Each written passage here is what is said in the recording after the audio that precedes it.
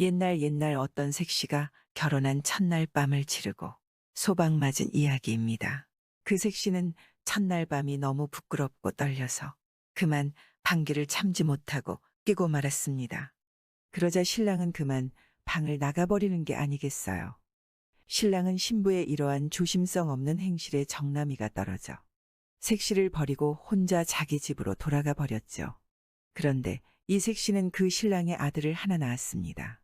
이 아이가 커서 서당에 다니며 글을 배우게 되었을 때 서당의 다른 아이들이 아비 없는 후레자식, 아비 없는 후레자식 하면서 업신여기고 놀려댔습니다. 하루는 아이들이 또 아비 없는 후레자식이라고 놀려대는 바람에 울면서 집에 와 어머니한테 물어봤습니다. 나는 아버지가 안 계시나요?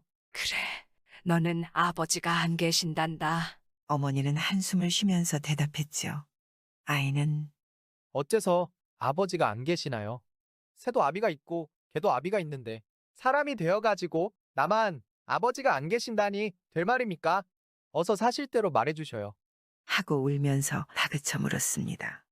어머니는 아들이 이렇게까지 아버지를 알고 싶어 하는 것을 보고 불쌍해져서 너라고 왜 아버지가 안 계시겠니? 너도 아버지가 계시단다. 하고 말했지요. 아들은 그럼 우리 아버지는 어디 계신지 말해주셔요. 하고 졸라댔지. 저 먼데 계시단다. 먼데라니 어디요? 그런데 어째서 아버지는 여기에 한 번도 안 오시죠? 아들은 또 이렇게 묻자 어머니는 그럴 일이 있어서 안 오신단다. 하며 또다시 한숨을 쉬었습니다. 무슨 일이 있어서 안 오셔요? 아들은 또 묻자 어머니는 내가 시집 가던 첫날 밤에 그만 실수로 방귀 한 번 뀐 것이 내 아버지 비위에 거슬려서 나를 버리고 가신 뒤로는 영영 다시 오시지 않는단다. 내 아버지는 지금 어느 고을 원님으로 계시다는데. 라고 말했습니다.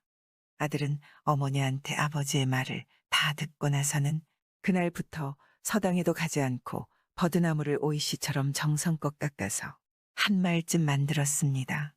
그리고 그것을 자루에다 넣어 짊어지고 아버지가 원님으로 계시다는 곳으로 찾아갔습니다. 그리고 원님의 집대문 앞을 왔다 갔다 하면서 아침에 심어서 저녁 때 따먹는 오이시 사시오. 아침에 심어서 저녁 때 따먹는 오이시 사시오. 하고 큰 소리로 외쳤지요. 원님이 가만히 들으니까 아침에 심어서 저녁 때 따먹는 오이씨 사라고 하는 소리가 이상하게만 들렸습니다. 세상에 그런 신기한 일이 어디 있겠느냐 싶어 한번 알아보려고 하인을 시켜서 오이씨 장수를 안으로 불러들이게 했습니다. 오이씨 장수가 들어오니까 원님은 정말로 그 오이씨가 아침에 심어서 저녁 때 따 먹는 오이씨냐? 하고 물었습니다. 아이가 예, 그렇습니다. 이 오이시는 아침에 심어서 저녁 때에 따 먹을 수 있는 오이시입니다. 하고 대답하자 그래. 만일 내 말대로 이 오이씨를 아침에 심어서 저녁 때에 못 따 먹게 되면 너는 죽을 줄 알아야 한다. 하고 원님은 말했습니다. 예, 그러겠습니다. 그런데 거기에는 한 가지 말씀드려야 할 일이 있습니다. 이 오이시는 세상에 신기한 오이시라서 보통 사람이 심어서는 안 되고 방귀를 한 번도 뀌어보지 않은 사람이 심어야 그렇게 되는 것입니다. 아이가 이렇게 말하자 원님은 세상에 방귀를 한 번도 안 뀌어본 사람이 어디 있느냐? 너는 당치도 않는 말을 하는구나. 하며 꾸짖자 아이는 시치미를 떼고 말했습니다. 그러한 줄을 다 아시면서 원님께서는 새색시가 첫날 밤에 방귀를 뀌었다고 소박하셨습니까? 원님이 아이의 말을 듣고 생각나는 일이 있어 아이를 가까이 불러 자세히 알아보니 자기 아들인 것이 분명했습니다. 원님은 생각났습니다. 자기가 어려서 첫날 밤에 실수로 방귀를 낀 아내를 소박한 일을 말입니다. 그제서야 원님은 깨달았지요. 자신과 다르게 속이 깊은 아들 덕분에 잘못을 뉘우치고 반성했습니다. 그리고 아이의 어머니를 불러들여 같이 살았습니다. 구독과 좋아요와 함께 오늘도 좋은 날 되세요. 옛날 어떤 색시가 결혼한 첫날 밤을 치르고 소박 맞은 이야기입니다. 그 색시는 첫날 밤이 너무 부끄럽고 떨려서 그만 방귀를 참지 못하고 끼고 말았습니다. 그러자 신랑은 그만 방을 나가버리는 게 아니겠어요. 신랑은 신부의 이러한 조심성 없는 행실에 정나미가 떨어져 색시를 버리고 혼자 자기 집으로 돌아가 버렸죠. 그런데 이색 씨는 그 신랑의 아들을 하나 낳았습니다. 이 아이가 커서 서당에 다니며 글을 배우게 되었을 때 서당의 다른 아이들이 아비 없는 후레자식, 아비 없는 후레자식 하면서 업신여기고 놀려댔습니다. 하루는 아이들이 또 아비 없는 후레자식이라고 놀려대는 바람에 울면서 집에 와 어머니한테 물어봤습니다. 나는 아버지가 안 계시나요? 그래, 너는 아버지가 안 계신단다. 어머니는 한숨을 쉬면서 대답했죠. 아이는 어째서 아버지가 안 계시나요? 새도 아비가 있고 개도 아비가 있는데 사람이 되어가지고 나만 아버지가 안 계신다니 될 말입니까? 어서 사실대로 말해주셔요. 하고 울면서 다그쳐 물었습니다. 어머니는 아들이 이렇게까지 아버지를 알고 싶어 하는 것을 보고 불쌍해져서 너라고 왜 아버지가 안 계시겠니? 너도 아버지가 계시단다. 하고 말했지요. 아들은 그럼 우리 아버지는 어디 계신지 말해주셔요. 하고 졸라댔지. 저 먼데 계시단다. 원대란이 어디요? 그런데 어째서 아버지는 여기에 한 번도 안 오시죠? 아들은 또 이렇게 묻자 어머니는 그럴 일이 있어서 안 오신단다. 하며 또다시 한숨을 쉬었습니다. 무슨 일이 있어서 안 오셔요? 아들은 또 묻자 어머니는 내가 시집 가던 첫날 밤에 그만 실수로 방귀 한 번 낀 것이 내 아버지 비위에 거슬려서 나를 버리고 가신 뒤로는 영영 다시 오시지 않는단다. 내 아버지는 지금 어느 고을 원님으로 계시다는데. 라고 말했습니다. 아들은 어머니한테 아버지의 말을 다 듣고 나서는 그날부터 서당에도 가지 않고 버드나무를 오이씨처럼 정성껏 깎아서 한 말쯤 만들었습니다.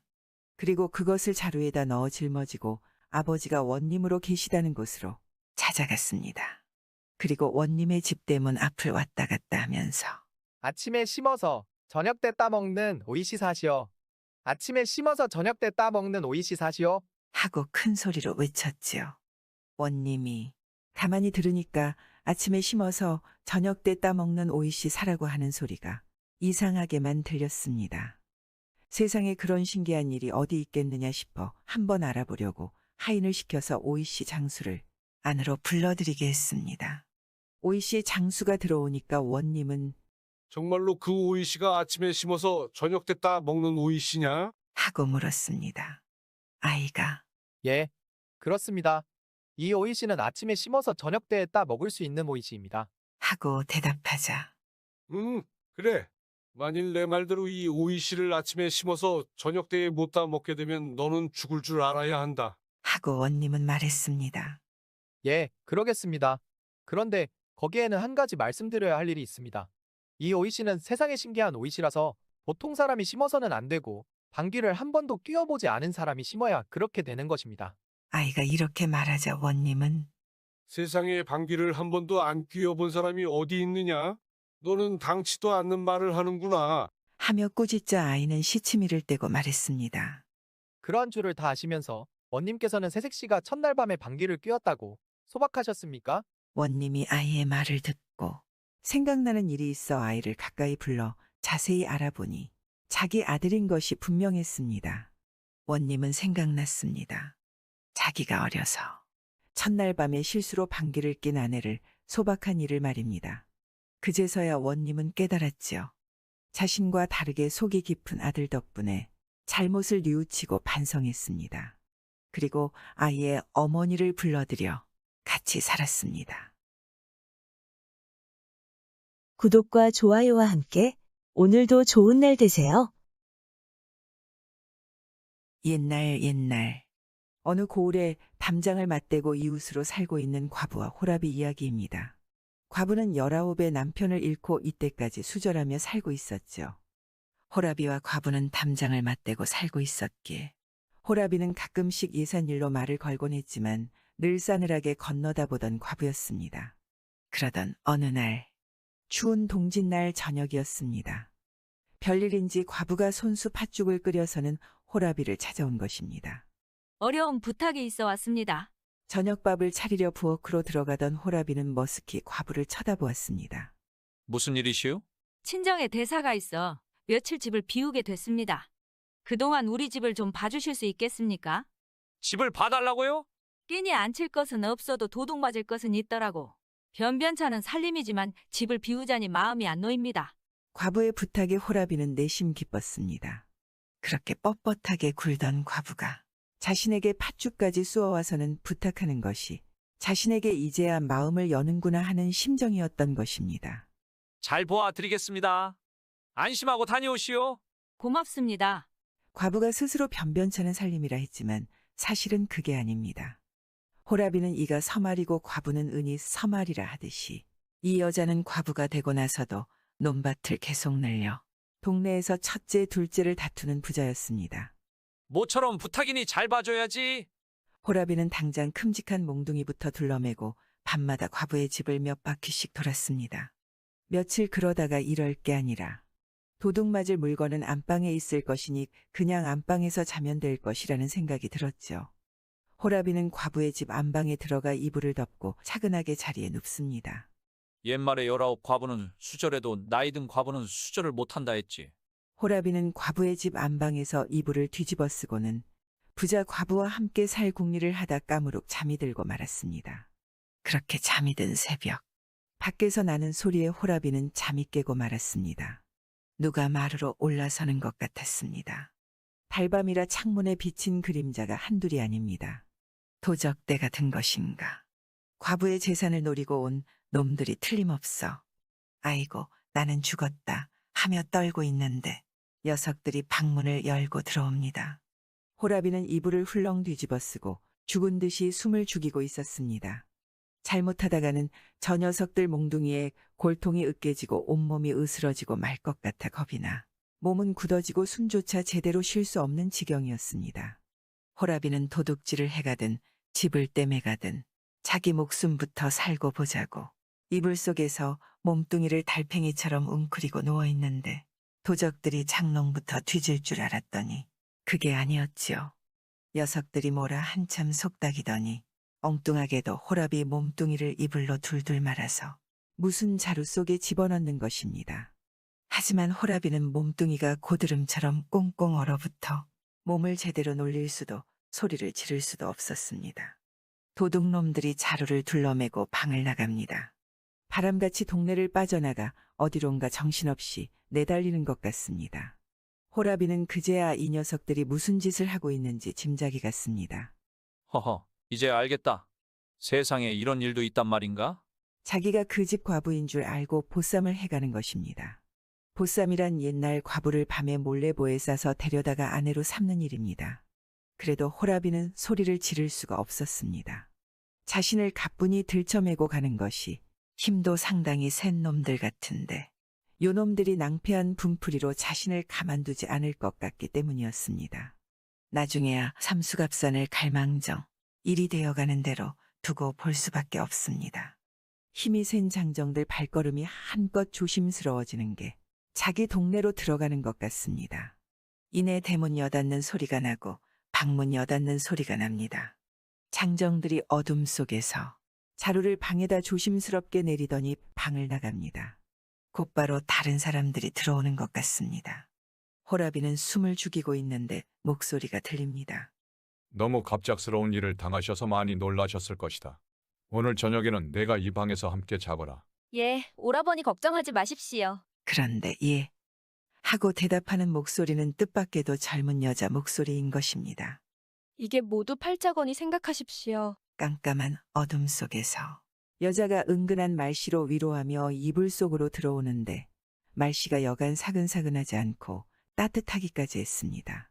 우리 오라버니는 마음씨도 무던하시고 집안 살림 형편도 난 부끄럽지 않습니다. 아주머니께서 내놓고 혼처를 구하시는가 해도 이만한 자리는 구하기가 쉽지 않을 것입니다. 저는 우리 오라버니가 재혼할 때까지 기다리느라고 지금까지 시집을 가지 않았는데 아주머니 덕에 저도 이제야 시집을 가게 되었습니다. 그러고 보니 이 여자는 처녀인 모양입니다. 호라비는 아무 말도 하지 않고 듣고만 있었습니다. 그러자 처녀는 더욱 상냥한 목소리로 속삭입니다. 저도 곁에서 항상 보살펴 드릴 테니 마음 푹 놓으십시오. 처녀는 과부가 아니라 호라비인 줄도 모르고 이불 속으로 들어와서는 호라비를 안으며 여러 가지 말로 위로합니다. 호라비는 이제야 앞뒤 사정이 환해지며 제대로 정신이 듭니다. 호랑이한테 12번 물려가도 정신만 차리면 산다더니 여기서 자라면 목숨만 건지는 게 아닐 듯합니다. 다음 날 아침, 처녀가 나가고 한참 뒤에 오라비라는 사람이 방으로 들어왔습니다. 이때다 싶은 호라비는 이불을 박차고 나와서는 능청스럽게 떠들었습니다. 여보시오, 지금 여기가 이승이요? 저승이요? 호라비는 이불 속에서 멀거니 오라버니란 사람을 쳐다봅니다. 상투를 본 처녀 오라비는 벼락 맞은 상판으로 변해버렸죠. 나는 어젯밤에 잠을 자다가 죄 없이 저승사자들한테 끌려온 줄 알았습니다. 그런데 꽃 같은 처녀를 아내로 맞았으니 지옥이 아니라 천당이구려. 얻어들은 풍월로 선한 일을 하면 반드시 좋은 일이 생긴다더니 며칠 동안 남의 집을 좀 봐준 것도 그게 선한 일이라고 이런 좋은 일이 생기는구려. 호라비는 껄껄 웃으며 능청이 흐드러지고 처녀 오라비는 상판이 불맞은 바가지꼴입니다. 지금 이게 어찌된 영문인지 미치고 환장하겠소만. 내가 저지른 일인데 누구를 원망하겠어. 자신이 장가가려다 여동생을 다른 남자와 하룻밤을 치르게 한 오라비는 허탈하기만 하였습니다. 이게 다 자신의 과오로 인해 벌어진 일이라 누구를 원망할 수도 없는 상황이었던 것입니다. 오라비는 껄껄 웃습니다. 간밤에 처녀가 말했듯이 사람됨이 웬만한 것 같습니다. 일판이 기왕 이렇게 됐으니 전후 사정은 모두 숨기고 우리 누이하고 제대로 혼사를 치릅시다. 처음부터 남모르게 꾸민 일이었으니 바삐 서두릅시다. 나야 여부 있겠습니까? 호라비는 입이 함지박으로 벌어졌습니다.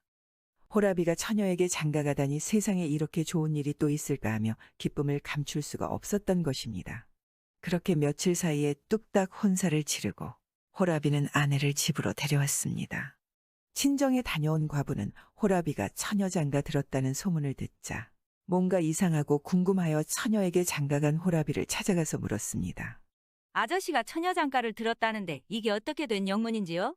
며칠 밤 아주머니 집을 봐준 일밖에 없는데 그것도 적선이라고 하늘에서 이런 복을 내렸습니다. 그래요. 허허허. 호라비는 그날 저녁에 있었던 일을 죄다 털어놓으면 너털웃음을 터뜨렸습니다. 얘기를 다 들은 과부는 환하게 웃는 호라비를 보며 아이고, 그날 내가 집에 있었더라면 팔자를 고칠 것인디 내 운수를 당신이 채갔구려? 내 운수를 채갔으니 내 팔자도 당신이 책임지시오. 하고는 시퍼렇게 달려들었습니다. 나더러 책임지라고요? 그야 어려울 게 있겠습니까? 하 모두들 건듯하면 팔자 하기에 그게 무슨 말인가 했더니 나는 마누라를 둘이나 데리고 살 팔자였던 것 같습니다. 그리요. 허허허. 사내는 거듭 너털웃음을 터뜨립니다. 자신의 운수를 호라비가 채갔다 달려드는 걸 보면 과부도 은근히 재혼을 기대하고 산 것 같고 평소 호라비가 싫지는 않았던 모양입니다. 그 옛날 여자는 결혼하여 혼자 되어도 수절하는 것을 당연시 여기었고 남자는 첩을 열어두어 살았다니 지금 세상에서 보면 그것도 참 기이한 일입니다. 더군다나 밤에 자는 사람을 자루로 보쌈에 살았다니 참 그야말로 옛날 일입니다. 구독과 좋아요와 함께 오늘도 좋은 날 되세요. 옛날 어느 고을에 담장을 맞대고 이웃으로 살고 있는 과부와 호라비 이야기입니다. 과부는 19의 남편을 잃고 이때까지 수절하며 살고 있었죠. 호라비와 과부는 담장을 맞대고 살고 있었기에 호라비는 가끔씩 예산일로 말을 걸곤 했지만 늘 싸늘하게 건너다 보던 과부였습니다. 그러던 어느 날 추운 동짓날 저녁이었습니다. 별일인지 과부가 손수 팥죽을 끓여서는 호라비를 찾아온 것입니다. 어려운 부탁이 있어 왔습니다. 저녁밥을 차리려 부엌으로 들어가던 호라비는 머쓱히 과부를 쳐다보았습니다. 무슨 일이시오? 친정에 대사가 있어 며칠 집을 비우게 됐습니다. 그동안 우리 집을 좀 봐주실 수 있겠습니까? 집을 봐달라고요? 끼니 앉힐 것은 없어도 도둑 맞을 것은 있더라고. 변변찮은 살림이지만 집을 비우자니 마음이 안 놓입니다. 과부의 부탁에 호라비는 내심 기뻤습니다. 그렇게 뻣뻣하게 굴던 과부가 자신에게 팥죽까지 쑤어와서는 부탁하는 것이 자신에게 이제야 마음을 여는구나 하는 심정이었던 것입니다. 잘 보아드리겠습니다. 안심하고 다녀오시오. 고맙습니다. 과부가 스스로 변변찮은 살림이라 했지만 사실은 그게 아닙니다. 호라비는 이가 서말이고 과부는 은이 서말이라 하듯이 이 여자는 과부가 되고 나서도 논밭을 계속 늘려 동네에서 첫째, 둘째를 다투는 부자였습니다. 모처럼 부탁이니 잘 봐줘야지. 호라비는 당장 큼직한 몽둥이부터 둘러매고 밤마다 과부의 집을 몇 바퀴씩 돌았습니다. 며칠 그러다가 이럴 게 아니라 도둑 맞을 물건은 안방에 있을 것이니 그냥 안방에서 자면 될 것이라는 생각이 들었죠. 호라비는 과부의 집 안방에 들어가 이불을 덮고 차근하게 자리에 눕습니다. 옛말에 19 과부는 수절해도 나이 든 과부는 수절을 못한다 했지. 호라비는 과부의 집 안방에서 이불을 뒤집어 쓰고는 부자 과부와 함께 살 궁리를 하다 까무룩 잠이 들고 말았습니다. 그렇게 잠이 든 새벽, 밖에서 나는 소리에 호라비는 잠이 깨고 말았습니다. 누가 마루로 올라서는 것 같았습니다. 달밤이라 창문에 비친 그림자가 한둘이 아닙니다. 도적대가 든 것인가. 과부의 재산을 노리고 온 놈들이 틀림없어. 아이고, 나는 죽었다 하며 떨고 있는데 녀석들이 방문을 열고 들어옵니다. 호라비는 이불을 훌렁 뒤집어 쓰고 죽은 듯이 숨을 죽이고 있었습니다. 잘못하다가는 저 녀석들 몽둥이에 골통이 으깨지고 온몸이 으스러지고 말 것 같아 겁이 나 몸은 굳어지고 숨조차 제대로 쉴 수 없는 지경이었습니다. 호라비는 도둑질을 해가든 집을 떼매가든 자기 목숨부터 살고 보자고 이불 속에서 몸뚱이를 달팽이처럼 웅크리고 누워있는데 도적들이 장롱부터 뒤질 줄 알았더니 그게 아니었지요. 녀석들이 뭐라 한참 속닥이더니 엉뚱하게도 호라비 몸뚱이를 이불로 둘둘 말아서 무슨 자루 속에 집어넣는 것입니다. 하지만 호라비는 몸뚱이가 고드름처럼 꽁꽁 얼어붙어 몸을 제대로 놀릴 수도 소리를 지를 수도 없었습니다. 도둑놈들이 자루를 둘러매고 방을 나갑니다. 바람같이 동네를 빠져나가 어디론가 정신없이 내달리는 것 같습니다. 호라비는 그제야 이 녀석들이 무슨 짓을 하고 있는지 짐작이 갔습니다. 허허, 이제 알겠다. 세상에 이런 일도 있단 말인가? 자기가 그 집 과부인 줄 알고 보쌈을 해가는 것입니다. 보쌈이란 옛날 과부를 밤에 몰래보에 싸서 데려다가 아내로 삼는 일입니다. 그래도 호라비는 소리를 지를 수가 없었습니다. 자신을 가뿐히 들쳐매고 가는 것이 힘도 상당히 센 놈들 같은데 요놈들이 낭패한 분풀이로 자신을 가만두지 않을 것 같기 때문이었습니다. 나중에야 삼수갑산을 갈망정 일이 되어가는 대로 두고 볼 수밖에 없습니다. 힘이 센 장정들 발걸음이 한껏 조심스러워지는 게 자기 동네로 들어가는 것 같습니다. 이내 대문 여닫는 소리가 나고 방문 여닫는 소리가 납니다. 장정들이 어둠 속에서 자루를 방에다 조심스럽게 내리더니 방을 나갑니다. 곧바로 다른 사람들이 들어오는 것 같습니다. 호라비는 숨을 죽이고 있는데 목소리가 들립니다. 너무 갑작스러운 일을 당하셔서 많이 놀라셨을 것이다. 오늘 저녁에는 내가 이 방에서 함께 자거라. 예, 오라버니 걱정하지 마십시오. 그런데 예 하고 대답하는 목소리는 뜻밖에도 젊은 여자 목소리인 것입니다. 이게 모두 팔자거니 생각하십시오. 깜깜한 어둠 속에서 여자가 은근한 말씨로 위로하며 이불 속으로 들어오는데 말씨가 여간 사근사근하지 않고 따뜻하기까지 했습니다. 우리 오라버니는 마음씨도 무던하시고 집안 살림 형편도 난 부끄럽지 않습니다. 아주머니께서 내놓고 혼처를 구하시는가 해도 이만한 자리는 구하기가 쉽지 않을 것입니다. 저는 우리 오라버니가 재혼할 때까지 기다리느라고 지금까지 시집을 가지 않았는데 아주머니 덕에 저도 이제야 시집을 가게 되었습니다. 그러고 보니 이 여자는 처녀인 모양입니다. 호라비는 아무 말도 하지 않고 듣고만 있었습니다. 그러자 처녀는 더욱 상냥한 목소리로 속삭입니다. 저도 곁에서 항상 보살펴드릴 테니 마음 푹 놓으십시오. 처녀는 과부가 아니라 호라비인 줄도 모르고 이불 속으로 들어와서는 호라비를 안으며 여러 가지 말로 위로합니다. 호라비는 이제야 앞뒤 사정이 환해지며 제대로 정신이 듭니다. 호랑이한테 12번 물려가도 정신만 차리면 산다더니 여기서 자라면 목숨만 건지는 게 아닐 듯합니다. 다음 날 아침 처녀가 나가고 한참 뒤에 오라비라는 사람이 방으로 들어왔습니다.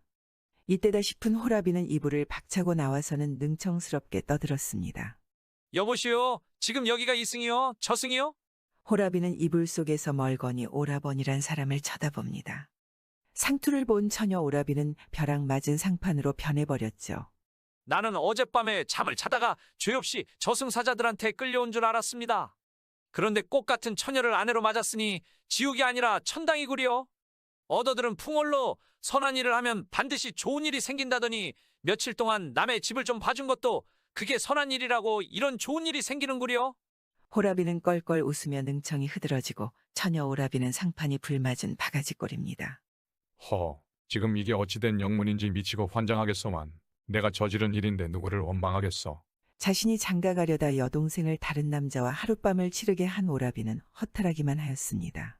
이게 다 자신의 과오로 인해 벌어진 일이라 누구를 원망할 수도 없는 상황이었던 것입니다. 오라비는 껄껄 웃습니다. 간밤에 처녀가 말했듯이 사람됨이 웬만한 것 같습니다. 일판이 기왕 이렇게 됐으니 전후 사정은 모두 숨기고 우린 누이하고 제대로 혼사를 치릅시다. 처음부터 남모르게 꾸민 일이었으니 바삐 서두릅시다. 나야 여부 있겠습니까? 호라비는 입이 함지박으로 벌어졌습니다. 호라비가 처녀에게 장가가다니 세상에 이렇게 좋은 일이 또 있을까 하며 기쁨을 감출 수가 없었던 것입니다. 그렇게 며칠 사이에 뚝딱 혼사를 치르고 호라비는 아내를 집으로 데려왔습니다. 친정에 다녀온 과부는 호라비가 처녀 장가 들었다는 소문을 듣자 뭔가 이상하고 궁금하여 처녀에게 장가간 호라비를 찾아가서 물었습니다. 아저씨가 처녀 장가를 들었다는데 이게 어떻게 된 영문인지요? 며칠 밤 아주머니 집을 봐준 일밖에 없는데 그것도 적선이라고 하늘에서 이런 복을 내렸습니다. 그래요. 허허허. 호라비는 그날 저녁에 있었던 일을 죄다 털어놓으면 너털웃음을 터뜨렸습니다.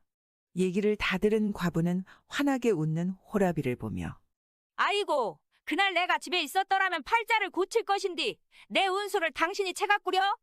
내 운수를 채갔으니 내 팔자도 당신이 책임지시오. 하고는 시퍼렇게 달려들었습니다. 나더러 책임지라고요? 그야 어려울 게 있겠습니까?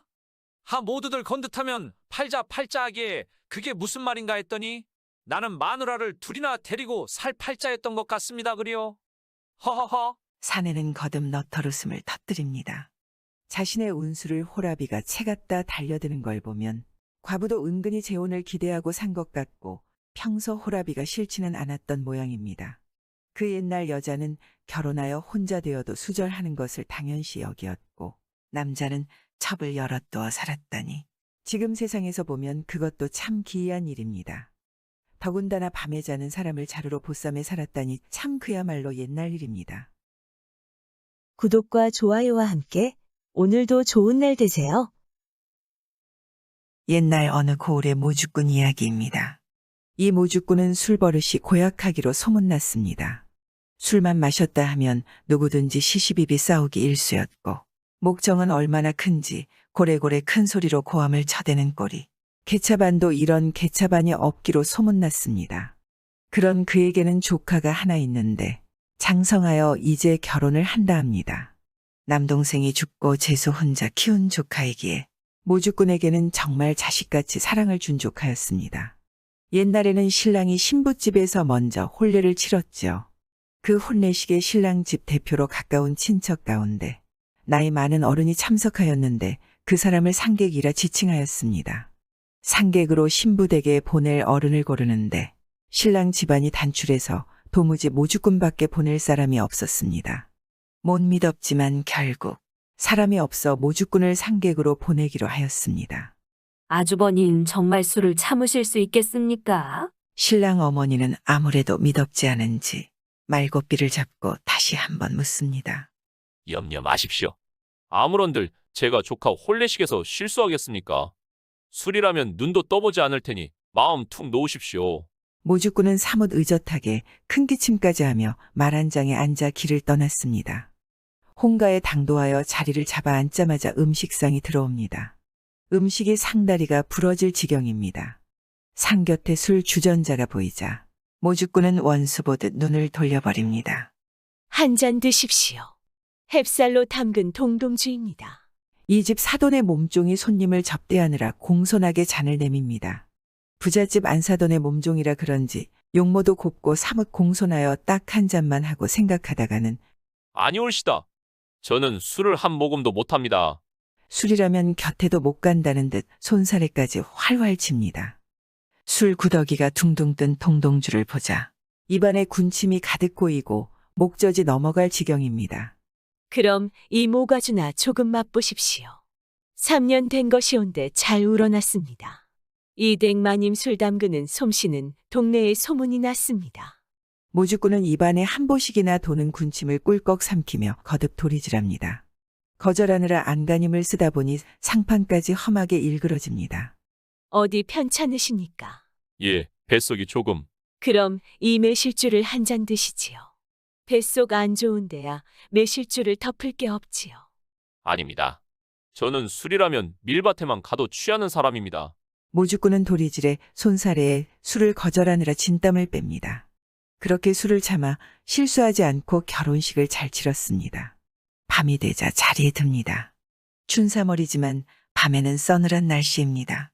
손님방이라고 방에 군부를 얼마나 넣었는지 하도 더워 옷옷을 벗어 던지고 잠자리에 듭니다.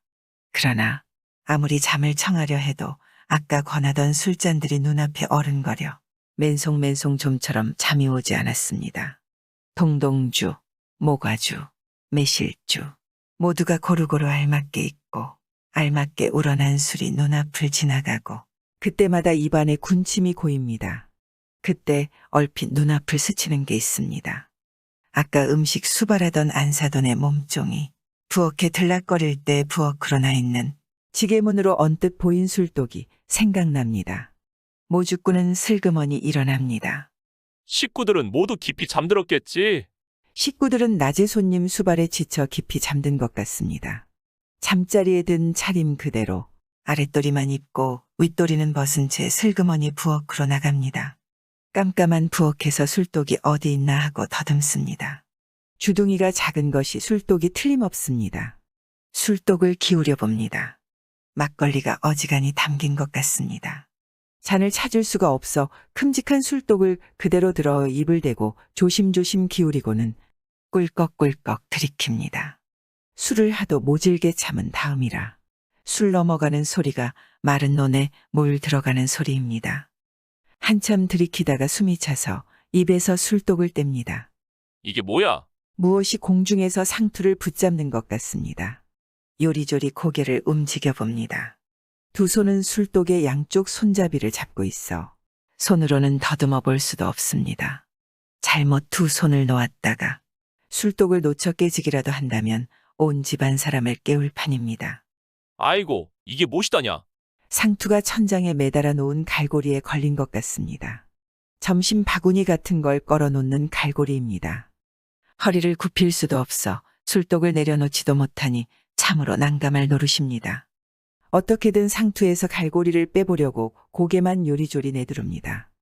하지만 고개를 내두를수록 갈고리는 상투 속으로 더 깊이 파고듭니다. 아이고, 바지까지 내려가네. 허리에 너무 힘을 쓰는 바람에 바지가 아래로 흘러내립니다. 급하게 나오느라 허리끈을 제대로 매지 않은 것입니다. 누가 보면 흑사 모주꾼은 발가벗고 술독을 들고 벌을 서는 꼬락선이입니다. 어떻게든 상투에서 갈고리를 빼보려고 고개를 아무리 내둘러도 갈고리는 상투 속으로 더 깊이 들어갈 뿐입니다. 모주꾼은 고개만 내두르고 있습니다. 그러기를 한참 후 갑자기 새벽 달기 옵니다. 부엌으로 누군가 오는 것 같습니다. 잔치집이라 일이 많아 새벽부터 서두르는 것 같습니다. 모주꾼은 진땀이 날 지경입니다. 어라 구시렁거리며 들어오는 말소리가 전날 술을 권하던 안사돈의 몸종 같습니다. 어찌할 바를 모르고 모주꾼은 숨조차 제대로 쉬지 못하였습니다. 몸종은 어둠 속에서 여기저기 더듬습니다. 촛불에 불을 붙이느라 부싯돌을 찾는 것 같습니다. 더듬던 손이 이내 모주꾼 몸뚱이에 닿습니다. 모주꾼은 죽은 듯이 그대로 서 있습니다. 고깃간에 박서방이 벌써 와 고기를 걸어놨나. 몸종은 모주꾼 몸뚱이를 한참 더듬습니다. 어라, 따뜻하네. 새벽부터 돼지를 잡아 걸어놓고 갔나. 얼른 불을 켜야 하는데. 모주꾼은 아이고 나는 죽었다. 사돈댁 부엌에서 발가벗고 술독을 들고 있는 모습이 온 집안에 소문이라도 나면 무슨 염치로 세상을 살지 죽을 것만 같았습니다. 그때 부엌의 초가 환하게 켜집니다. 아이고 머니나. 몸종은 비명을 지르며 뒤로 발락 나자빠집니다. 눈앞에 벌거벗은 모조꾼이 술독을 안고 갈고리에 매달려 있는 것입니다. 비명소리에 온 집안 식구가 깨어났습니다. 남정네들은 횃불을 들고 여인네들은 호미를 들고 도적이라도 잡을 양으로 부엌으로 달려나왔습니다. 모주꾼의 꼴을 본 사람들은 모두 그 자리에 말뚝이 박힙니다. 처녀들과 젊은 여자들은 얼굴을 쌓안고 도망칩니다. 그때 바깥사돈이 들어옵니다. 순간 모주꾼은 번쩍 떠오르는 생각에 술독에 술을 몸에 붓습니다. 지금 제 꼴이 말이 아닙니다마는 그만한 까닭이 있으니 너무 놀라지 마십시오. 모주꾼은 술독을 들고 바깥사돈한테 의젓하게 말합니다. 식구들은 튀어나올 것 같은 눈으로 모주꾼을 보고 있습니다. 제가 요사이 학질에 걸렸는데 별의별 방법을 다 써도 낫지 않았습니다. 그런데 학질에는 부엌에서 술독으로 목욕을 하는 게 제일이라고 하기에 염치 불구하고 이 방법을 쓰고 있는 참입니다. 모주꾼은 눈썹 하나 까딱하지 않고 능청을 떱니다. 황당하기만 한 바깥사돈은 어찌할 바를 몰라 맞장구를 칩니다. 아이고, 그랬으면 그랬지. 이렇게 해서 학질이 떨어진다면야 그런 다행이 어디 있겠습니까? 바깥사돈이 반색하며 바지부터 추슬러 올려주고는 술독을 받아 내려놓고는 모주꾼의 두 손을 잡으며 맞장구를 친다는 것이 사돈 어른, 부탁이 하나 있습니다. 우리 집 안 사람도 지금 학질에 걸린 지가 20알도 더 되었는데 낫지 않습니다. 가실 때 집사람을 데리고 가셔서 이 비방을 좀 써주시구려. 바깥사돈이 모주꾼 손을 잡고 굽실거립니다. 신부 아버지도 적잖이 당황스러웠나 봅니다. 그렇게 하지요. 허! 예나 지금이나 사람 사는 모습은 매한가지인가 봅니다. 그렇게 술을 밝히다 결국 사돈댁에서 일이 망신당할 줄 누가 알았겠습니까? 뭐든지 적당히 즐길 줄 알아야지. 과하면 득이 되질 않지요. 구독과 좋아요와 함께 오늘도 좋은 날 되세요. 옛날 어느 고을의 모주꾼 이야기입니다. 이 모주꾼은 술버릇이 고약하기로 소문났습니다.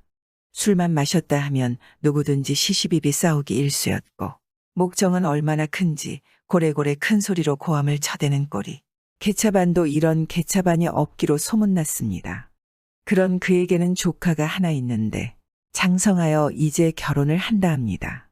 남동생이 죽고 재수 혼자 키운 조카이기에 모주꾼에게는 정말 자식같이 사랑을 준 조카였습니다. 옛날에는 신랑이 신부집에서 먼저 혼례를 치렀죠. 그 혼례식에 신랑 집 대표로 가까운 친척 가운데 나이 많은 어른이 참석하였는데 그 사람을 상객이라 지칭하였습니다. 상객으로 신부댁에 보낼 어른을 고르는데 신랑 집안이 단출해서 도무지 모주꾼밖에 보낼 사람이 없었습니다. 못 믿었지만 결국 사람이 없어 모주꾼을 상객으로 보내기로 하였습니다. 아주버님 정말 술을 참으실 수 있겠습니까? 신랑 어머니는 아무래도 미덥지 않은지 말고삐를 잡고 다시 한번 묻습니다. 염려 마십시오. 아무런들 제가 조카 혼례식에서 실수하겠습니까? 술이라면 눈도 떠보지 않을 테니 마음 툭 놓으십시오. 모주꾼은 사뭇 의젓하게 큰 기침까지 하며 말 한 장에 앉아 길을 떠났습니다. 홍가에 당도하여 자리를 잡아 앉자마자 음식상이 들어옵니다. 음식이 상다리가 부러질 지경입니다. 상 곁에 술 주전자가 보이자 모주꾼은 원수 보듯 눈을 돌려버립니다. 한 잔 드십시오. 햅쌀로 담근 동동주입니다. 이 집 사돈의 몸종이 손님을 접대하느라 공손하게 잔을 내밉니다. 부잣집 안사돈의 몸종이라 그런지 용모도 곱고 사뭇 공손하여 딱 한 잔만 하고 생각하다가는 아니올시다. 저는 술을 한 모금도 못합니다. 술이라면 곁에도 못 간다는 듯 손사래까지 활활 칩니다. 술 구더기가 둥둥 뜬 동동주를 보자 입안에 군침이 가득 고이고 목젖이 넘어갈 지경입니다. 그럼 이 모가주나 조금 맛보십시오. 3년 된 것이 온데 잘 우러났습니다. 이댁 마님 술 담그는 솜씨는 동네에 소문이 났습니다. 모주꾼은 입안에 한 보씩이나 도는 군침을 꿀꺽 삼키며 거듭 도리질합니다. 거절하느라 안간힘을 쓰다 보니 상판까지 험하게 일그러집니다. 어디 편찮으십니까? 예, 뱃속이 조금. 그럼 이 매실주를 한 잔 드시지요. 뱃속 안 좋은데야 매실주를 덮을 게 없지요. 아닙니다. 저는 술이라면 밀밭에만 가도 취하는 사람입니다. 모주꾼은 도리질에 손사래에 술을 거절하느라 진땀을 뺍니다. 그렇게 술을 참아 실수하지 않고 결혼식을 잘 치렀습니다. 밤이 되자 자리에 듭니다. 춘삼월이지만 밤에는 서늘한 날씨입니다. 손님방이라고 방에 군부를 얼마나 넣었는지 하도 더워 옷옷을 벗어 던지고 잠자리에 듭니다. 그러나 아무리 잠을 청하려 해도 아까 권하던 술잔들이 눈앞에 어른거려 맨송맨송 좀처럼 잠이 오지 않았습니다. 동동주, 모과주, 매실주 모두가 고루고루 알맞게 있고 알맞게 우러난 술이 눈앞을 지나가고 그때마다 입안에 군침이 고입니다. 그때 얼핏 눈앞을 스치는 게 있습니다.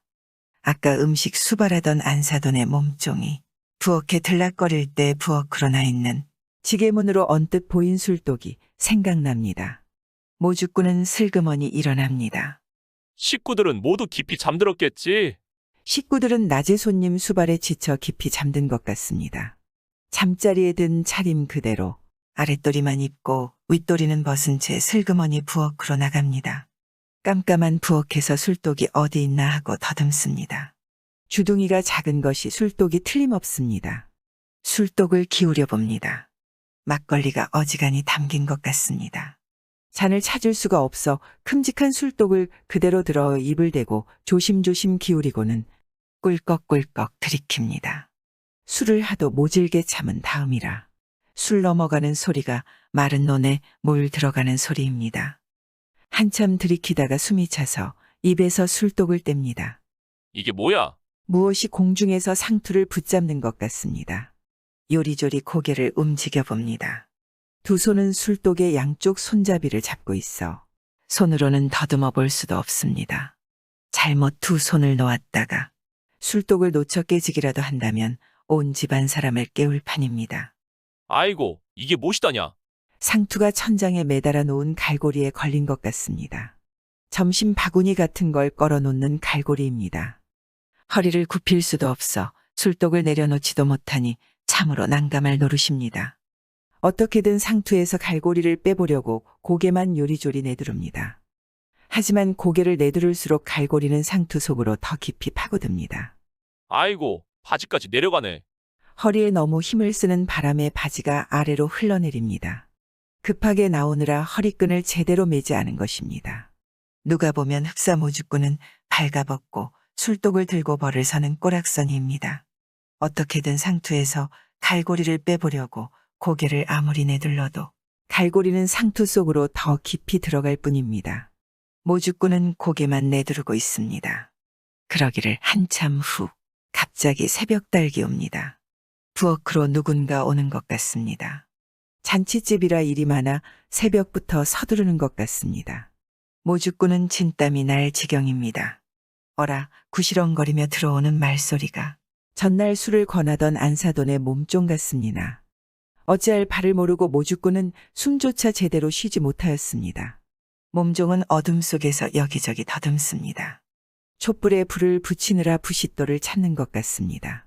더듬던 손이 이내 모주꾼 몸뚱이에 닿습니다. 모주꾼은 죽은 듯이 그대로 서 있습니다. 고깃간에 박서방이 벌써 와 고기를 걸어놨나. 몸종은 모주꾼 몸뚱이를 한참 더듬습니다. 어라, 따뜻하네.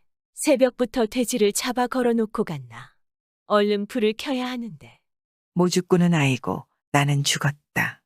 사돈댁 부엌에서 발가벗고 술독을 들고 있는 모습이 온 집안에 소문이라도 나면 무슨 염치로 세상을 살지 죽을 것만 같았습니다.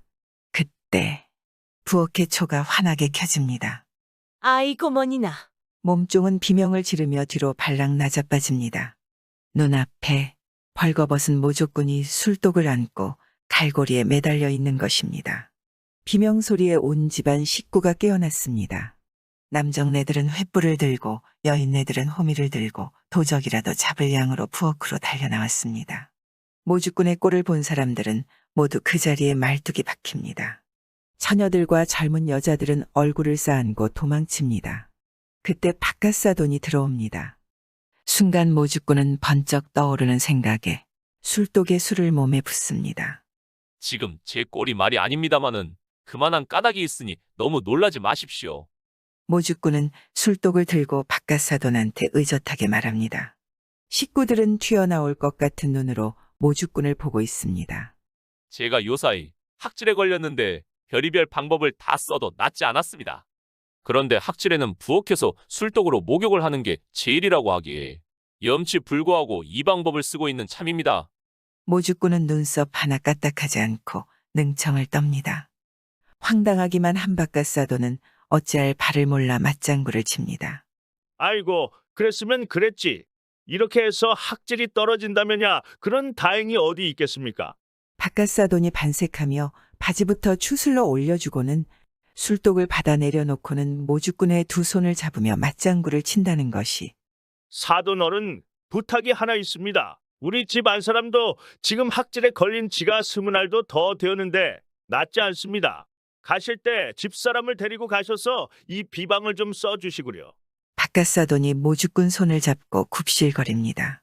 신부 아버지도 적잖이 당황스러웠나 봅니다.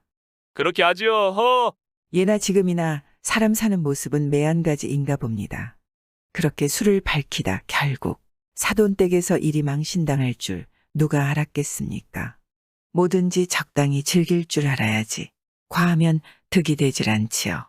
구독과 좋아요와 함께 오늘도 좋은 날 되세요. 옛날 혼인한 지 3개월 만에 과부가 된 사대부가의 며느리 이야기입니다. 한 명망 높은 사대부 집안에 귀한 아들이 있었습니다. 사대부가의 장손으로 귀하게 자란 아이는 어느덧 장성하여 혼인을 하게 되었지요. 새로 들어온 며느리는 살림 솜씨며 시부모에 대한 효심이 얼마나 뛰어났는지 동네에서도 칭찬이 자자했습니다. 그런데 혼인한 지 3개월 만에 신랑은 말을 타다 떨어져 죽고 말았습니다.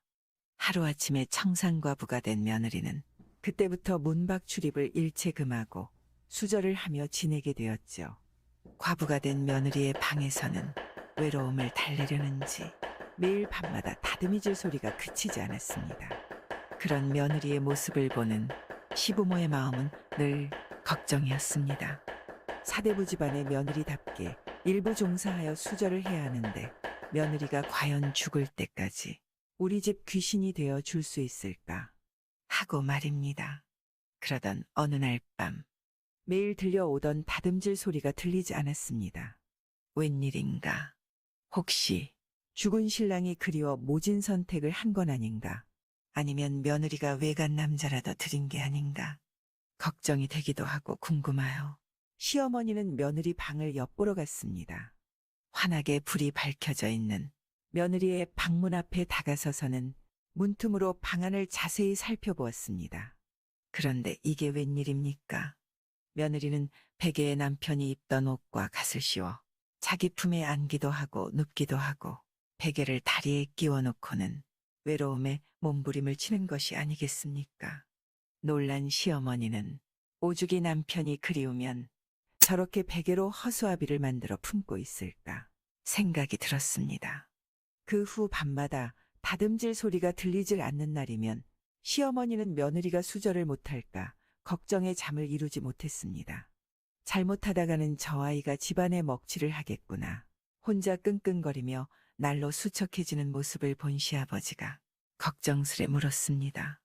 당신 요사이에 얼굴색이 영 안 좋아 보이시는데 대체 무슨 일이라도 있소? 근심거리라도 생기셨소? 한참을 망설이다 시어머니는 요 며칠 있었던 일을 시아버지에게 털어놓기로 하고는 대감 우리 집은 망했어. 우리 집이 망하다니요? 아니 갑작스레 그게 무슨 말씀이세요? 내가 밤마다 새아기 방을 돌아보는데 아니 글쎄 새아기가 베개에 제 남편의 옷을 입혀놓고는 끌어안고 몸부림을 치질 않겠습니까? 허참, 그 아이가 그런 짓을 할 정도로 마음이 동해가지고 있으니 이제 우리 집 귀신이 되기는 다 틀린 것 같소이다. 도대체 이런 일이... 그렇게 밤마다 다듬질 소리가 멈출 때마다 시부모는 걱정이 되어 잠을 이루지 못하고 수척해져만 갔습니다. 그러자 시어머니는 이렇게 살다가는 뭐가 해결이 안 되겠다 싶어 꾀를 내었습니다. 이렇게 매일 밤 집안 걱정을 한다고 뭐가 해결이 된답니까? 내게 좋은 방법이 있어요. 대체 그 좋은 방법이란 게 뭐요? 이제 우리 집 귀신이 되기는 틀렸으니 말 먹이고 소 먹이는 마부를 불러 돈을 쥐어주고는 데리고 가서 살라고 합시다. 그리고 가짜로 시체를 만들어 밤새 배를 앓다가 죽었다고 하면 되지 않겠습니까? 염도 다른 사람이 보지 못하게 대감이 직접 하시면 되지 않겠습니까? 시아버지는 부인이 하는 소리에 눈을 감고 한참을 주저하였습니다. 그리고는 부인 뜻대로 하시지요. 두 부부는 그렇게 하기로 결정하고는 비밀리에 마부를 불렀습니다. 내가 부탁할 말이 있는데 나의 청을 들어주겠나?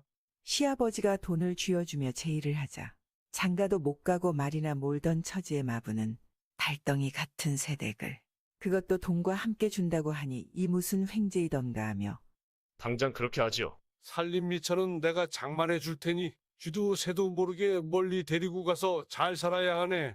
그리고 이 일을 발설하였다가는 자네의 목이 달아날 것임을 명심하도록 하게. 걱정 마십시오. 여부가 있겠습니까? 시아버지는 신신당부하고 마부를 보냈습니다. 그리고는 그날 밤부터 시아버지는 며느리가 아프다면서 이 집 저 집을 돌아다니며 이 약을 구하러 다녔습니다. 며칠 동안을 그렇게 다니니 동네 사람들은 모두 며느리가 크게 아픈 것으로 믿게 되었습니다. 그렇게 소동을 피우고 얼마 뒤 며느리가 죽었다고 고글하며 사람들을 불러놓고는 만들어 놓은 가짜 시체를 가지고 염을 하게 되었습니다. 이 불쌍한 것, 다른 사람들은 절대 손대지 마시오. 절대로 이 불쌍한 것 떠나는 마지막 길 내가 직접 하겠소. 그리고 나서 두 내외는 안으로 들어가 가짜 시신에 염을 하고 관을 짜서 그 안에 넣었습니다. 친정 식구들조차도 청산과부가 된 딸의 죽음을 혼자서 살아가느니 차라리 다행이라고 여겼지요. 그리고 나서 3년 정도가 지난 어느 날 시아버지는 임금의 부름을 받고 말을 타고 한양에 가게 되었습니다. 머슴과 함께 한참을 달렸지만 한양이 천리길이라 말도 지치고 날도 어두워져 어느 여곽집에서 하룻밤 묵어가게 되었습니다. 그런데 저녁 밥상을 받아 음식을 먹다 보니 희한하게도 자기 입맛에 꼭 맞는 것이 아니겠습니까? 그렇게 맛있게 밥은 먹고 있는데 낯익은 다듬질 소리가 밖에서 들려왔습니다. 방문을 열어 밖을 보니 그 옛날 자기의 며느리가 마루에 앉아 다듬이질을 하고 있는 것이었습니다. 놀란 시아버지는 같이 간 머슴이라도 볼까. 보찜을 얼른 싸 머슴을 데리고 여곽을 빠져나왔습니다. 그러다 결국 가슴이 사무쳤는지 말을 세우고는 지푸라기 하나를 집어들어 목구멍에 깊숙이 밀어넣고는 저녁 먹은 것을 모두 토해내고는 한없이 눈물만 흘립니다. 아들아, 내 오늘 오랜만에 며느리가 차려준 저녁 밥상을 받았느니라. 가슴에 너를 묻고 또 묻었지만 오늘만은 묻혀지지가 않는구나. 사대부가의 장부로서 참고 또 참았던 눈물이 참아지지 않는구나 하며 하염없이 울었습니다. 그 뒤 시아버지는 한양에 올라가 높은 벼슬길을 하였고 며느리는 며느리대로 마부와 함께 잘 살았다 합니다. 구독과 좋아요와 함께 오늘도 좋은 날 되세요.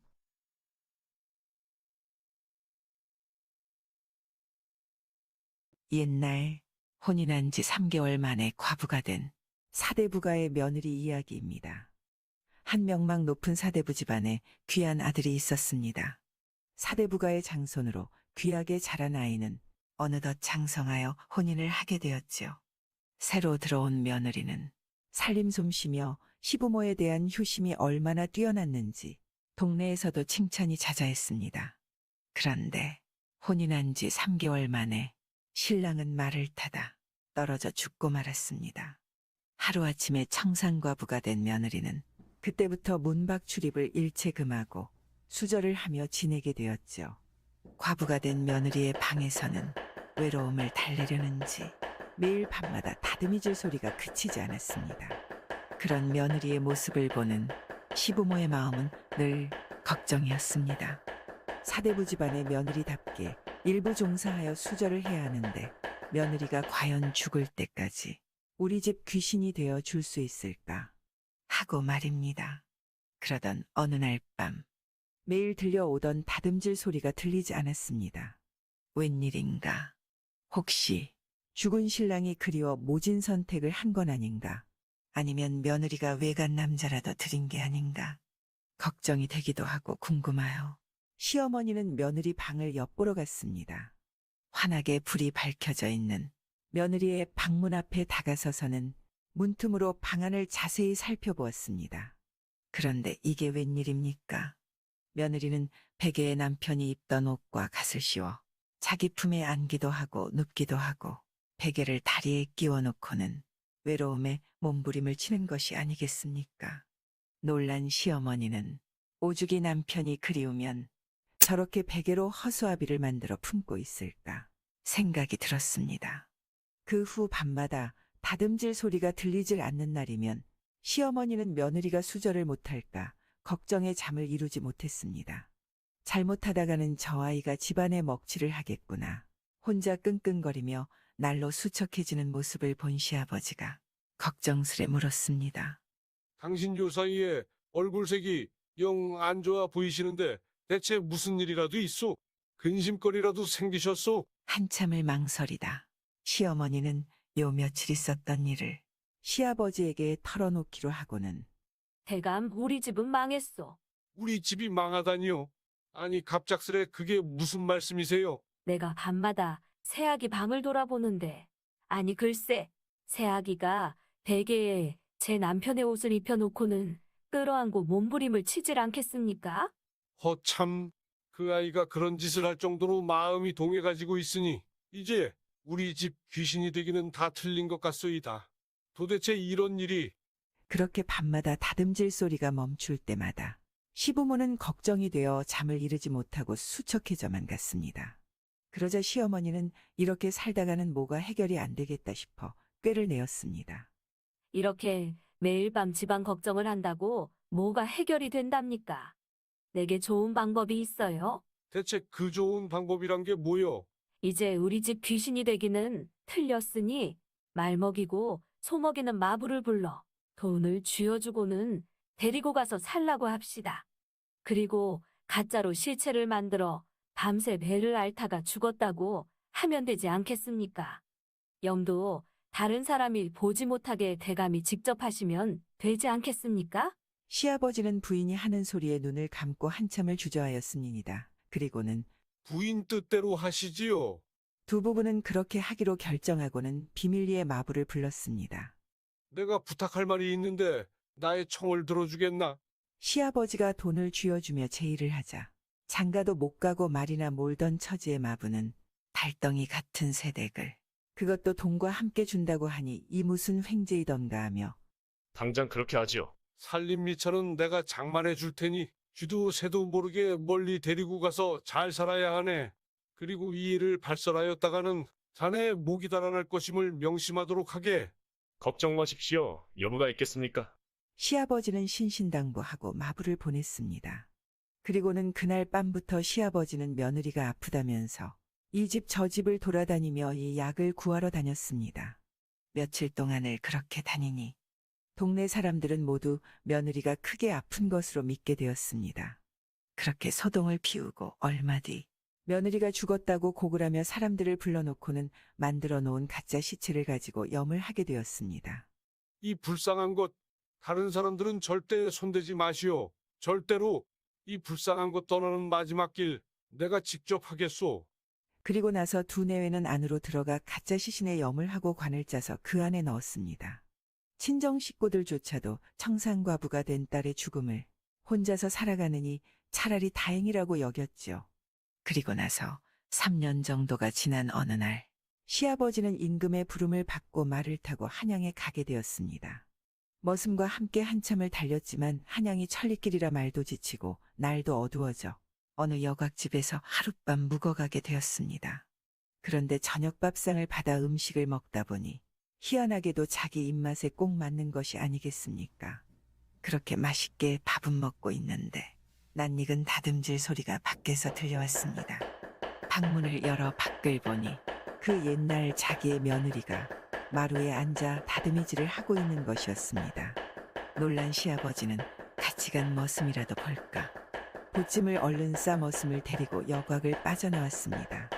그러다 결국 가슴이 사무쳤는지 말을 세우고는 지푸라기 하나를 집어들어 목구멍에 깊숙이 밀어놓고는 저녁 먹은 것을 모두 토해내고는 한없이 눈물만 흘립니다.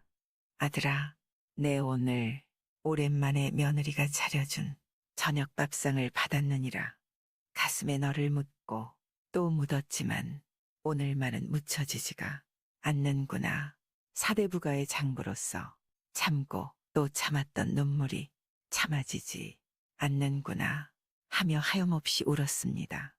그 뒤 시아버지는 한양에 올라가 높은 벼슬길을 하였고 며느리는 며느리대로 마부와 함께 잘 살았다 합니다. 구독과 좋아요와 함께 오늘도 좋은 날 되세요.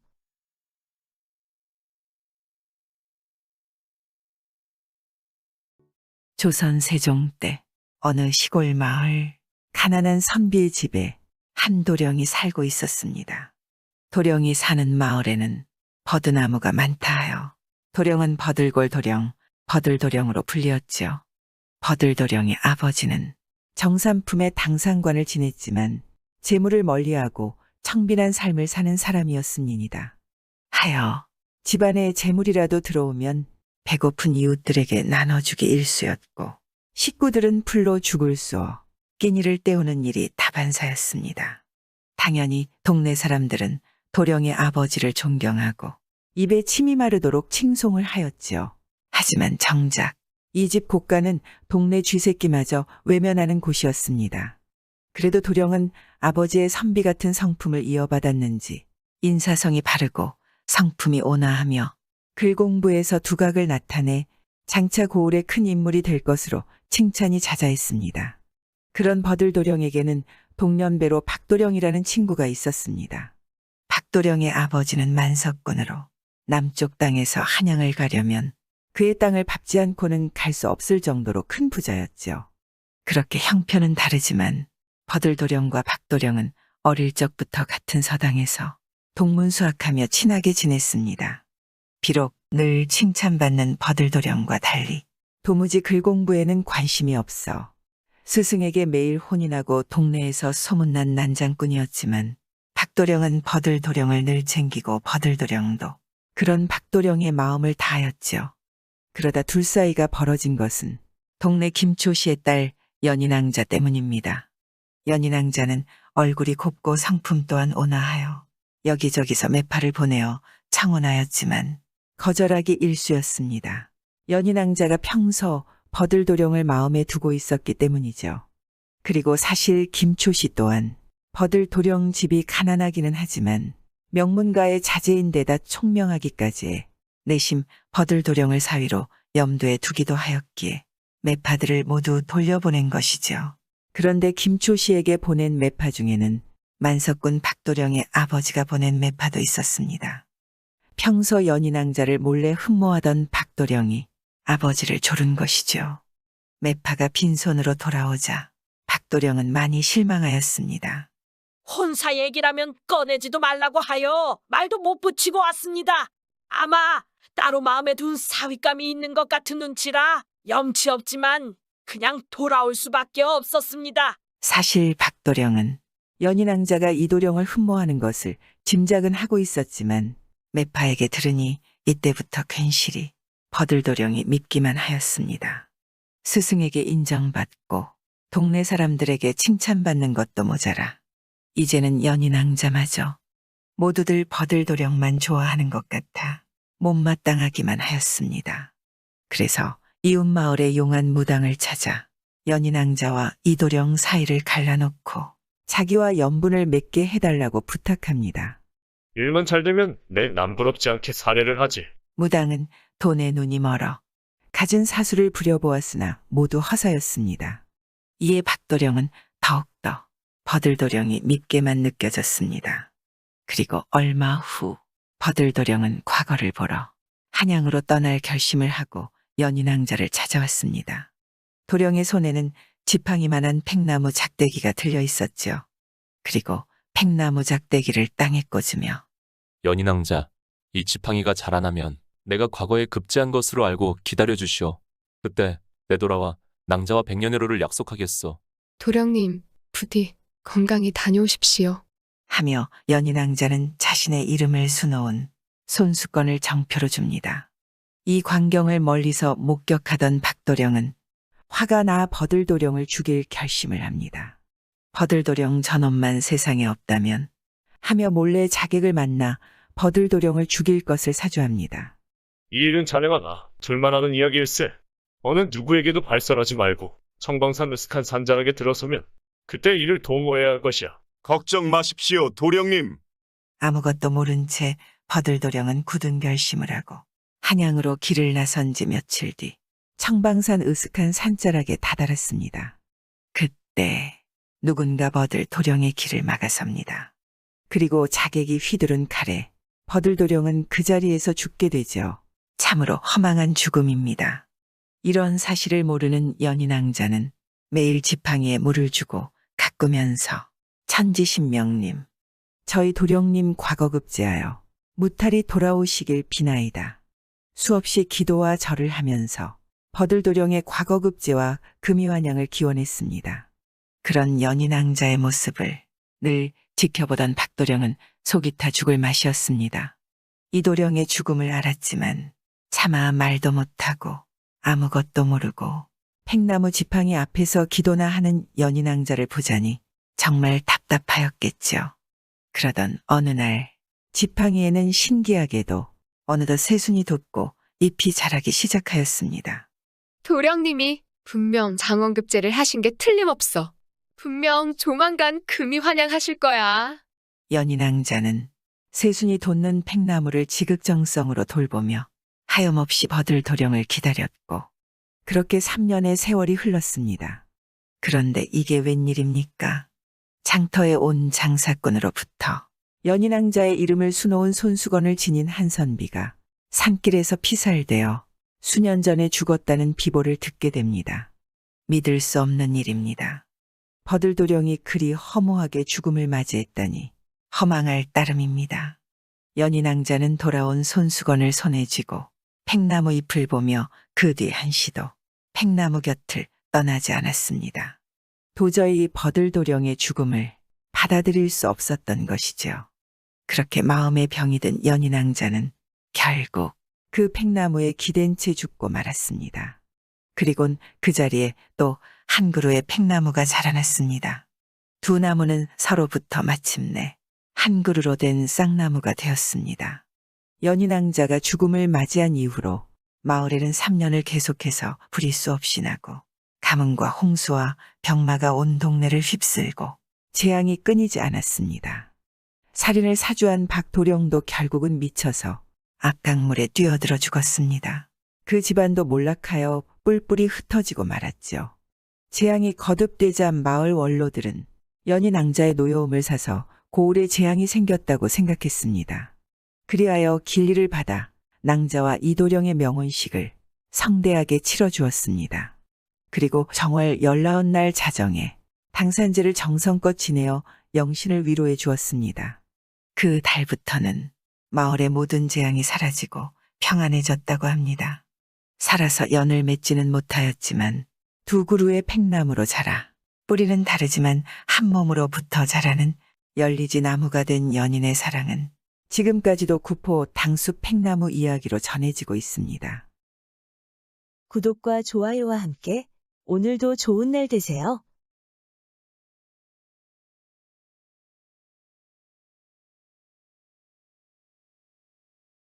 조선 세종 때 어느 시골 마을 가난한 선비의 집에 한 도령이 살고 있었습니다. 도령이 사는 마을에는 버드나무가 많다 하여 도령은 버들골 도령, 버들도령으로 불리었지요. 버들도령의 아버지는 정삼품의 당상관을 지냈지만 재물을 멀리하고 청빈한 삶을 사는 사람이었음이니이다. 하여 집안에 재물이라도 들어오면 배고픈 이웃들에게 나눠주기 일쑤였고 식구들은 풀로 죽을 쏘어 끼니를 때우는 일이 다반사였습니다. 당연히 동네 사람들은 도령의 아버지를 존경하고 입에 침이 마르도록 칭송을 하였지요. 하지만 정작 이 집 고가는 동네 쥐새끼마저 외면하는 곳이었습니다. 그래도 도령은 아버지의 선비 같은 성품을 이어받았는지 인사성이 바르고 성품이 온화하며 글 공부에서 두각을 나타내 장차 고을의 큰 인물이 될 것으로 칭찬이 자자했습니다. 그런 버들도령에게는 동년배로 박도령이라는 친구가 있었습니다.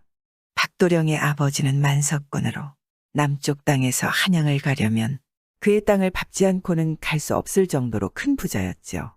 그렇게 형편은 다르지만 버들도령과 박도령은 어릴 적부터 같은 서당에서 동문수학하며 친하게 지냈습니다. 비록 늘 칭찬받는 버들도령과 달리 도무지 글 공부에는 관심이 없어 스승에게 매일 혼인하고 동네에서 소문난 난장꾼이었지만 박도령은 버들도령을 늘 챙기고 버들도령도 그런 박도령의 마음을 다하였죠.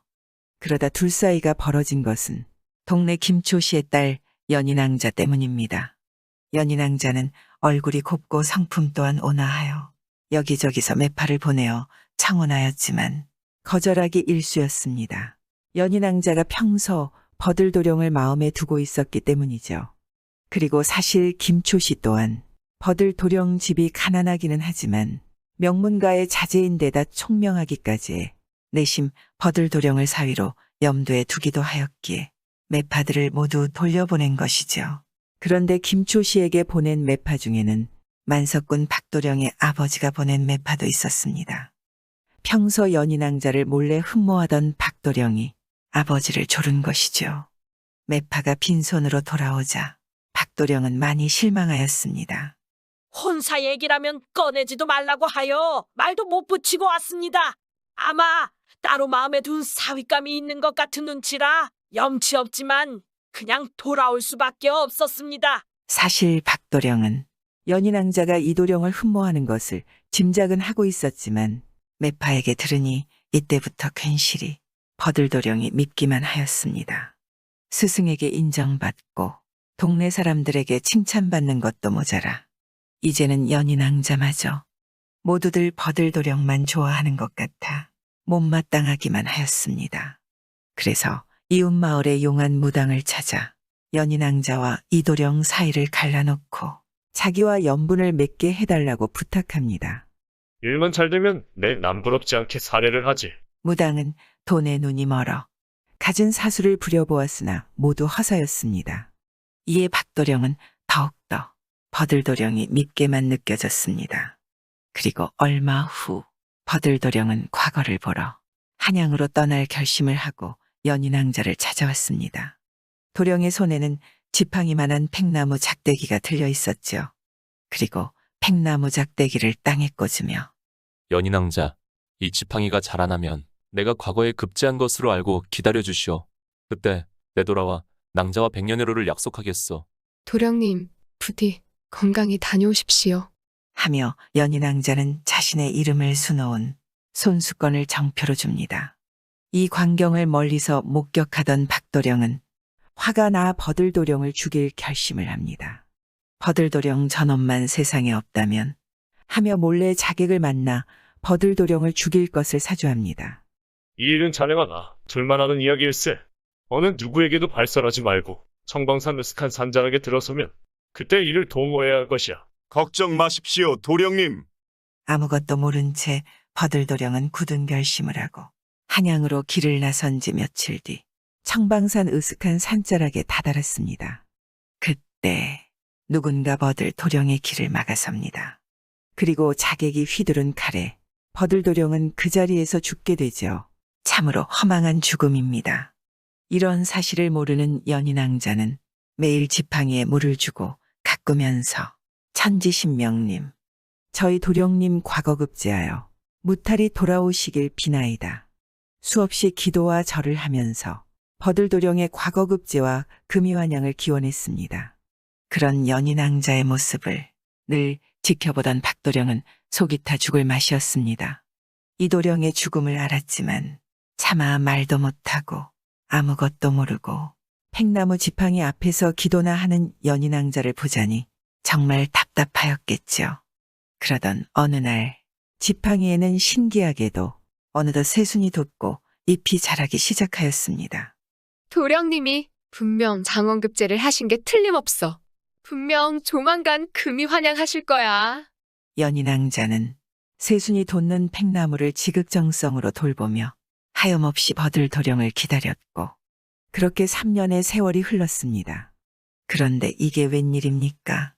장터에 온 장사꾼으로부터 연인왕자의 이름을 수놓은 손수건을 지닌 한선비가 산길에서 피살되어 수년 전에 죽었다는 비보를 듣게 됩니다. 믿을 수 없는 일입니다. 버들도령이 그리 허무하게 죽음을 맞이했다니 허망할 따름입니다. 연인왕자는 돌아온 손수건을 손에 쥐고 팽나무 잎을 보며 그 뒤 한시도 팽나무 곁을 떠나지 않았습니다. 도저히 버들도령의 죽음을 받아들일 수 없었던 것이죠. 그렇게 마음에 병이 든 연인왕자는 결국 그 팽나무에 기댄 채 죽고 말았습니다. 그리곤 그 자리에 또 한 그루의 팽나무가 자라났습니다. 두 나무는 서로부터 마침내 한 그루로 된 쌍나무가 되었습니다. 연인왕자가 죽음을 맞이한 이후로 마을에는 3년을 계속해서 불이 수없이 나고 가뭄과 홍수와 병마가 온 동네를 휩쓸고 재앙이 끊이지 않았습니다. 살인을 사주한 박도령도 결국은 미쳐서 악강물에 뛰어들어 죽었습니다.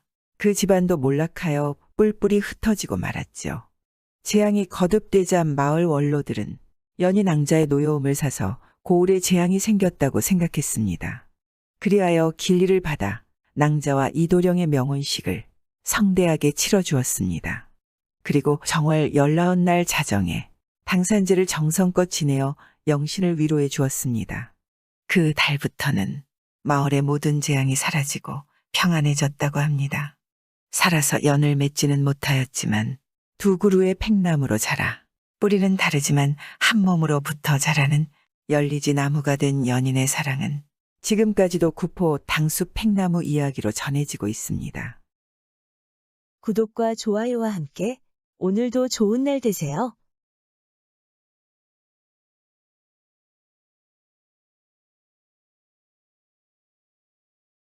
옛날 어느 마을에 한 수절 과부가 살았습니다.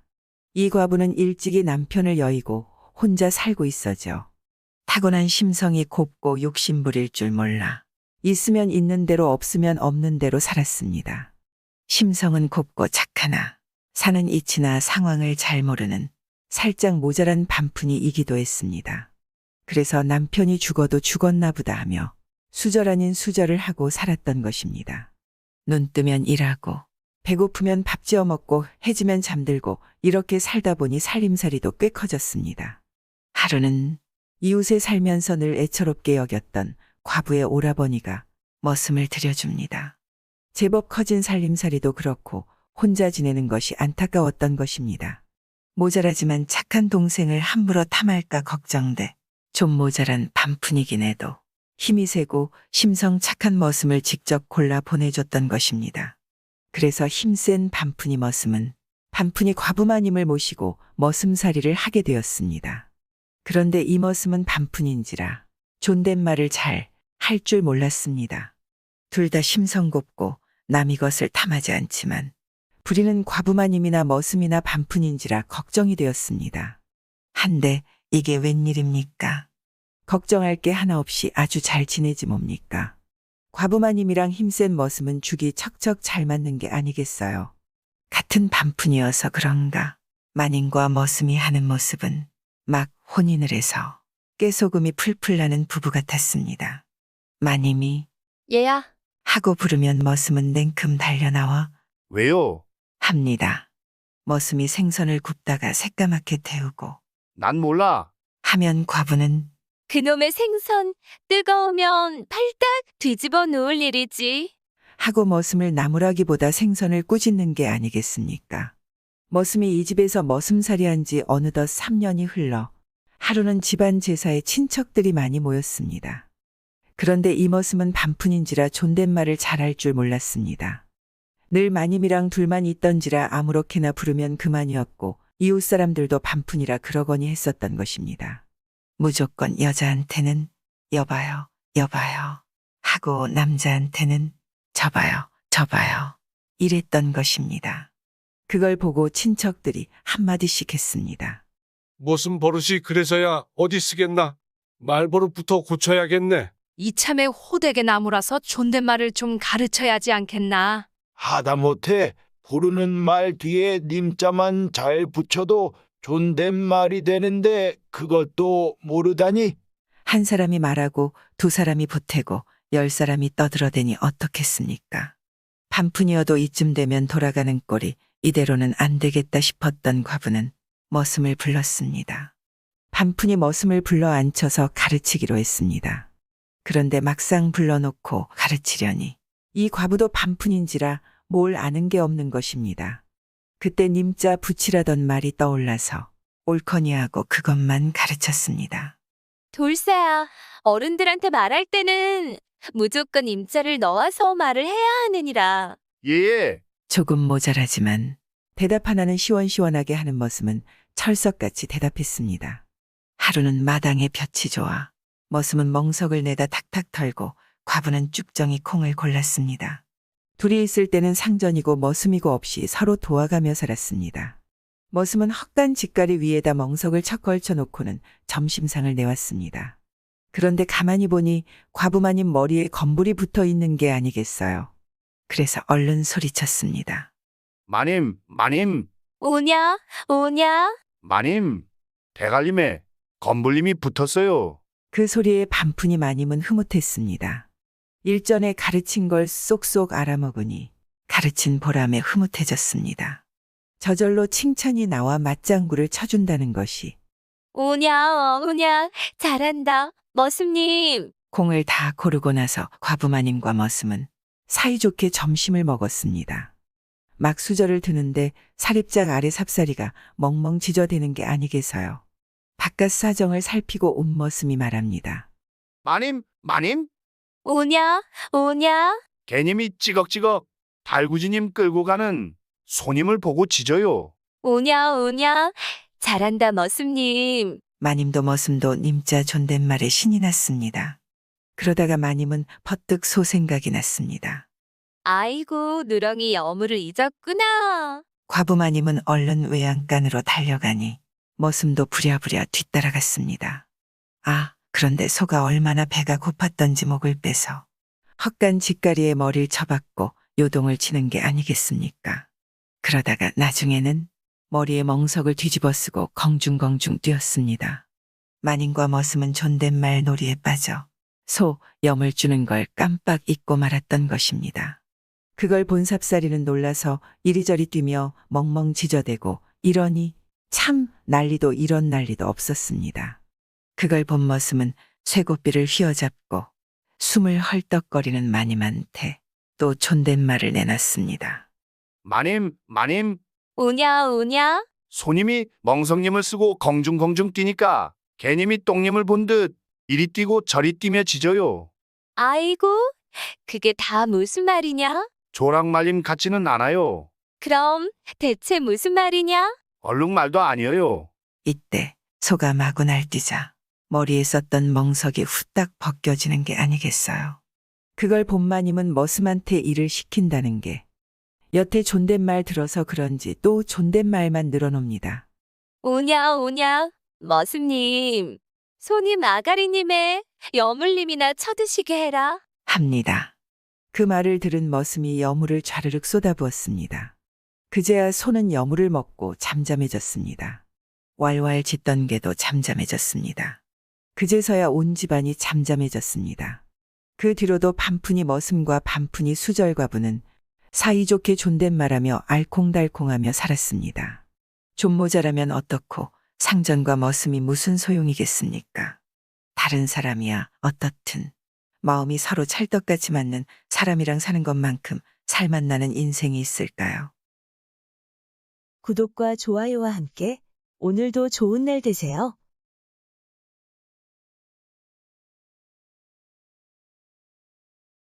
옛날 어느 마을에 한 수절 과부가 살았습니다. 이 과부는 일찍이 남편을 여의고 혼자 살고 있어죠. 타고난 심성이 곱고 욕심부릴 줄 몰라 있으면 있는 대로 없으면 없는 대로 살았습니다. 심성은 곱고 착하나 사는 이치나 상황을 잘 모르는 살짝 모자란 반푼이이기도 했습니다. 그래서 남편이 죽어도 죽었나 보다 하며 수절 아닌 수절을 하고 살았던 것입니다. 눈 뜨면 일하고 배고프면 밥 지어 먹고 해지면 잠들고 이렇게 살다 보니 살림살이도 꽤 커졌습니다. 하루는 이웃에 살면서 늘 애처롭게 여겼던 과부의 오라버니가 머슴을 들여줍니다. 제법 커진 살림살이도 그렇고 혼자 지내는 것이 안타까웠던 것입니다. 모자라지만 착한 동생을 함부로 탐할까 걱정돼 좀 모자란 반푼이긴 해도 힘이 세고 심성 착한 머슴을 직접 골라 보내줬던 것입니다. 그래서 힘센 반푼이 머슴은 반푼이 과부마님을 모시고 머슴살이를 하게 되었습니다. 그런데 이 머슴은 반푼인지라 존댓말을 잘 할 줄 몰랐습니다. 둘 다 심성 곱고 남이 것을 탐하지 않지만 부리는 과부마님이나 머슴이나 반푼인지라 걱정이 되었습니다. 한데 이게 웬일입니까? 걱정할 게 하나 없이 아주 잘 지내지 뭡니까? 과부마님이랑 힘센 머슴은 죽이 척척 잘 맞는 게 아니겠어요. 같은 반푼이어서 그런가 마님과 머슴이 하는 모습은 막 혼인을 해서 깨소금이 풀풀 나는 부부 같았습니다. 마님이 얘야. 하고 부르면 머슴은 냉큼 달려나와 왜요? 합니다. 머슴이 생선을 굽다가 새까맣게 태우고 난 몰라. 하면 과부는 그놈의 생선 뜨거우면 팔딱 뒤집어 놓을 일이지. 하고 머슴을 나무라기보다 생선을 꾸짖는 게 아니겠습니까? 머슴이 이 집에서 머슴살이한 지 어느덧 3년이 흘러 하루는 집안 제사에 친척들이 많이 모였습니다. 그런데 이 머슴은 반푼인지라 존댓말을 잘할 줄 몰랐습니다. 늘 마님이랑 둘만 있던지라 아무렇게나 부르면 그만이었고 이웃 사람들도 반푼이라 그러거니 했었던 것입니다. 무조건 여자한테는 여봐요, 여봐요 하고 남자한테는 저봐요, 저봐요 이랬던 것입니다. 그걸 보고 친척들이 한마디씩 했습니다. 무슨 버릇이 그래서야 어디 쓰겠나? 말버릇부터 고쳐야겠네. 이참에 호되게 나무라서 존댓말을 좀 가르쳐야지 않겠나. 하다못해 부르는 말 뒤에 님자만 잘 붙여도 존댓말이 되는데 그것도 모르다니. 한 사람이 말하고 두 사람이 보태고 10사람이 떠들어대니 어떻겠습니까? 반푼이어도 이쯤 되면 돌아가는 꼴이 이대로는 안 되겠다 싶었던 과부는 머슴을 불렀습니다. 반푼이 머슴을 불러 앉혀서 가르치기로 했습니다. 그런데 막상 불러놓고 가르치려니 이 과부도 반푼인지라 뭘 아는 게 없는 것입니다. 그때 님자 붙이라던 말이 떠올라서 옳거니 하고 그것만 가르쳤습니다. 돌쇠야, 어른들한테 말할 때는 무조건 임자를 넣어서 말을 해야 하느니라. 예. 조금 모자라지만 대답 하나는 시원시원하게 하는 머슴은 철석같이 대답했습니다. 하루는 마당에 볕이 좋아 머슴은 멍석을 내다 탁탁 털고 과부는 쭉정이 콩을 골랐습니다. 둘이 있을 때는 상전이고 머슴이고 없이 서로 도와가며 살았습니다. 머슴은 헛간 짓가리 위에다 멍석을 척 걸쳐놓고는 점심상을 내왔습니다. 그런데 가만히 보니 과부마님 머리에 건불이 붙어 있는 게 아니겠어요. 그래서 얼른 소리쳤습니다. 마님, 마님, 오냐, 오냐. 마님. 대갈림에 건불님이 붙었어요. 그 소리에 반푼이 마님은 흐뭇했습니다. 일전에 가르친 걸 쏙쏙 알아먹으니 가르친 보람에 흐뭇해졌습니다.